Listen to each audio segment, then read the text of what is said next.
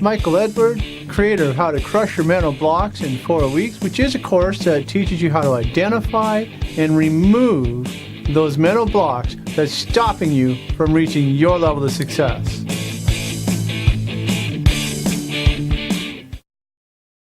Today I want to talk about fear of success and what fear of success is and why does it impact us and some methods about getting over it. All right? Fear of success is a real thing. I know it sounds like an oxymoron. It sounds like, how can somebody fear success? Well, I think when we go through the points, you'll see why. But fear of success can rear its ugly little head in a number of different ways. And for me, a lot of these points that I'm going to cover today were an issue for me. I sabotaged myself. Probably you did too, and have done as well. And you may continue to. Well, we're going to try and stop that right here and now. We're going to try and show you why you're fearing success, and we'll touch on some methods of getting over that fear of success. Number one is fear of those closest to you. See, the people that are closest to us can be our greatest supporters, or they can be the most negative people in our lives. That really depends on who you have around you. And, like, you know, some people will say, well, people around me are going to laugh. If I say, I'm going to start a business, they're going to, you start a business? What do you think you can start a business with? I'm going to lose weight, or I'm going to get in really great physical shape. You've done nothing all your life but sit there and eat junk and sit on the couch. You know, so obviously that's a fear, is being laughed at and so on and so forth. Now what you got to do is you've got to take this one and just say, you know what? I have a dream. I am going to do whatever it takes to reach that dream. And if those around me laugh at me, it's just going to make me more determined and say, watch my dust, baby. Watch my dust. Here I go. All right? Number two is, it's too hard. Whatever it is that you want to do. It's too hard. Well, yeah. Sometimes things are hard. There's no question about it. And if you think about the various successes you've had in your life, and you think about what once was hard and is now simple, it's because you learned how to do something. All right? I like to say everything is hard until you learn how to do it. You know, my kids would say, gee, Dad, that's too hard. I would say, well, of course it's hard. You don't know how to do it. And I show them how to do it, and they laugh. Well, this isn't hard. Of course it's not hard. So if you think about when your first job, for example, I mean, you know, you might have been excited, you might have been really nervous about it, and you might have been intimidated by all these people that are just floating around you and seeming to do things with no effort whatsoever, and you're still in the struggle state. And, you know, it's hard. It is hard to get started. But within, whatever, it depends on your job, but within a week or 2 weeks or a month, you too were flying around and doing everything just so, and it no longer was hard. So you have to look back at those successes and say that I was able to take something that I thought was hard then and learn it, and now it is no longer hard, right? So you can do that to conquer that fear of success, is just allow yourself the time to grow and learn, right? Allow yourself the time to develop the skills that you need to move forward, okay?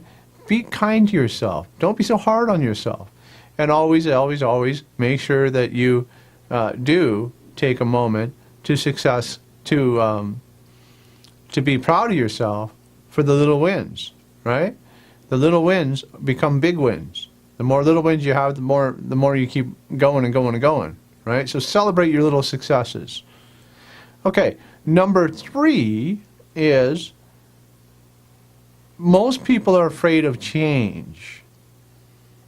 And change is inevitable. You've changed all through your life. And, depending on your age now, you may not have changed a whole lot in the last, 5, 10 years, but that's not always good. You need to, if you want to change things in your life, you have to change things in your life, right? And this one makes me crazy because people say, well, I don't want to change anything. Well, then nothing's going to change. Why would it? It wouldn't, right? And you need to be open to new concepts. You need to be open to looking at the way you do things and finding out if there's a better way.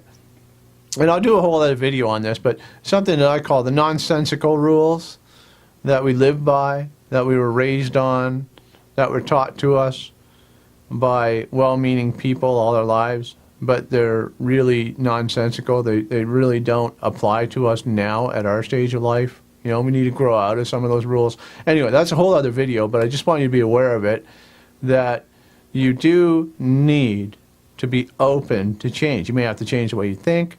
You may have to change the way you eat. You may have to change your sleeping patterns. You may have to change any number of things, but you have to be open to it. All right, so be open to it. Now, number 4 is one of the things that we fear about success is losing something, right? A fear of losing something. A fear of losing friends, family, lifestyle, okay? Now, you may lose some friends, but you always have, right? Very few people have the same friends from birth that they have 20, 30, 40, 50, 60 years later, because people grow apart. That's just a fact of life, and there's nothing wrong with it. I've grown apart from many of my friends. We can still run into each other, through a common friend or whatever. We can sit down and have a good time, but we're not close anymore, and that's fine. There's nothing wrong with that. And family members gets a little harder, but sometimes, yes, you do need to move on from a family member if they are so negative and dragging you down and, really slamming everything that you're trying to do. You may need to distance yourself some.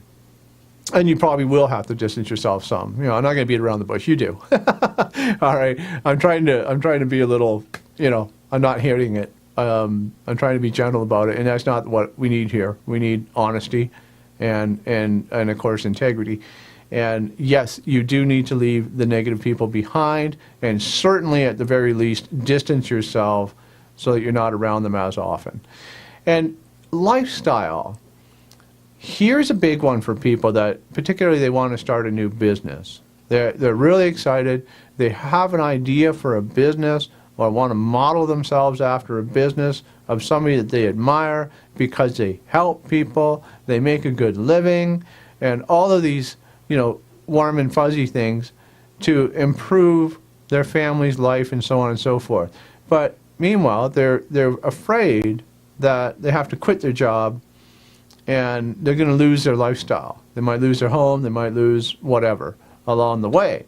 You don't have to lose everything along the way, right? You hear this also often as people talking about, they had a dream to start a business, and they walked into work one day and said, to hell with it, I quit, I'm out of here, lost my car, lost my house, lost everything. And then within 2 years or whatever, starting my new business, I had a better car, I had a better house. That's all well and good. But hey, let's be responsible for ourselves and our family as much as we possibly can. And let's think about it. Why not plan it out? So, in other words, you may say in 6 months from now, I am going to stop working, or I'm going to work part-time, and I am going to start this business. And yes, I'm going to be a little busier, but I'm going to start the business part-time.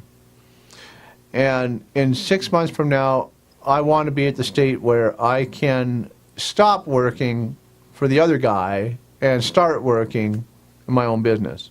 All right? Now, you have 6 months to develop the skills. You have 6 months to learn a great deal of information that will transition you from one to the other. And you have 6 months to say, you know what, I'm earning X number of dollars, right? And the true transition comes, by the way, is when you realize, how much money do I need to exist from month to month, right? What is my rent, mortgage, whatever? What is my car payments, whatever? How much do we eat, food-wise? How much money do I need for food? All of this stuff. And when you get that sort of base amount, right? So let's just say, for argument, base amount for me to live for a month is, I don't know, $2,000. Well, when my part-time business that I'm running gets me around to that $2,000 mark, I know I can stop working now. I know I can throw myself into the business, because if I'm making $2,000 a month right now, part-time, I should be able to quadruple that working at full-time. Okay, so it's just another idea of how to not fear losing your lifestyle. Okay, do so with intelligence. Do so with intention and intelligence. Okay, and what was that? That was number 4, right? So number 5 is programming fears. Oh, this is horrible. Okay, I've dealt with this too many times with one-on-one clients, and I know I'm going to continue to deal with it. But these are things that we were told growing up. Right? These are things that we have on the writing the writing on our walls. All right, and that's in your head. These are beliefs that we have. Again, these are nonsensical rules, but they're a little bit different than just the nonsensical rules. These are beliefs that we have because we were told some horrendous stuff. We were told, you're not pretty enough, you're not smart enough, you're not, you're not good enough. All of these kinds of you're nots end up sticking with us and staying with us. For decades, they stay with us. I mean, in our hearts, we know it's probably not true. And if I'm not good looking enough, do I need to be? What do I need to be good looking for? That's foolishness. If I'm not smart enough, well, how smart do I need to be? You can look around everywhere you are and you can say, everything I see was created by people that probably not even as smart as I am. So how smart does one need to be? Now, it is terrible. It's stuff that slows us down, are these foolish beliefs that often people have told us out of anger or spite or meanness or even as a joke. I've dealt with clients that were a family member was joking with them and they took it to heart. But they realized that, no, they were just kind of joking. Okay? So those are the 5 different fears. Now let's talk a few minutes about how do you eliminate some of these fears. How to eliminate some of these fears of success, is one method is just to sit down and write them all out. Think about what it is that you want to do and feel the fear around it and write them down. See what they actually are. Am I afraid of people around me laughing at me? My husband, my wife, my son, my daughter, my parents. Are they going to laugh at me? And then write down, well, what if they do? That is sort of, I'm going to rate that as sort of a childish type of fear. Grow beyond it. Grow beyond it. We're not in the playground anymore. And if they're not going to point and giggle, they're not going to stand around and call you names. Probably. And if they do, you deal with it. But you see what I'm saying? Most of the fears that we have are not really that serious. And you have a fear of it being too hard. Educate yourself. Read a book. Take a course. Watch more of Michael Edward's videos. Whatever you need to do to learn what you need to learn to make it less hard. Write it down. Right? If that's a fear that you have. Write down, why is it too hard and what can you do to overcome it? Make a plan and then start overcoming it. Right? Fear of change. Why are you fearing change? Oh my God, write it down. Write it down. What is so fearful about changing something? about opening your mind, about learning something, about changing something, right? And the same thing about fearing losing something. Well, I think we covered that pretty well in the point form, or point 4. And point 5 was the programming. Programming can be a little tougher because now we're dealing with the heavy emotional side of things. And again, you can just write them down and say, why do I feel like I'm not good enough? And is it because, Grandpa said I wasn't good enough, or a teacher told me I wasn't good enough? In what context did the teacher tell me that I wasn't good enough? And then you start to realize that, okay, so I wasn't good at math. I'm not going to start a business teaching math because I'm not good at math. Doesn't mean that I'm not good at many, many other things. It doesn't mean that I don't know a whole lot about gardening, so I'm going to write a book and teach people about gardening, or create a video on how to garden. You know what I'm saying? So try and figure out the context to which you feel like you weren't good enough, or whatever the issue may be. Write them down. Again, find out if they're real and if they're not real. If they're not real, discard them. If they are real, then you need to get rid of them. And you get rid of them by either developing skills to prove that you're not incompetent at something, or you're going to take, you need a releasing technique. And if you go to my website soon, I haven't got it up yet, frankly, but I will be putting up a program there, and it's not going to be wide open to everybody because it takes a lot of my time. I will be working one-on-one with my high-end clients, of course, using a releasing technique that helps remove the negative emotion around all of this stuff and much, much, much more. And usually with my one-on-one clients, we end up working together for a couple of hours in over a couple of weeks, So obviously, if I'm going to be booking an hour, it's going to take an hour of my time plus, et cetera, et cetera.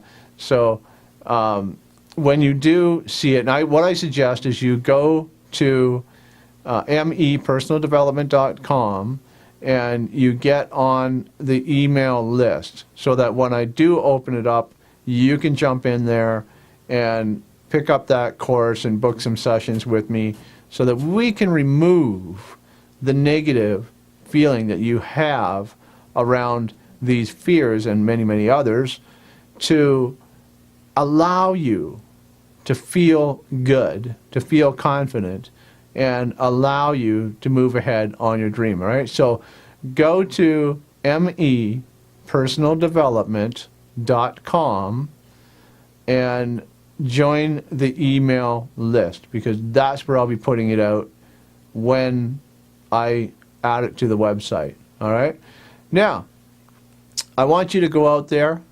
I want you to enjoy every day, love all you can, and succeed.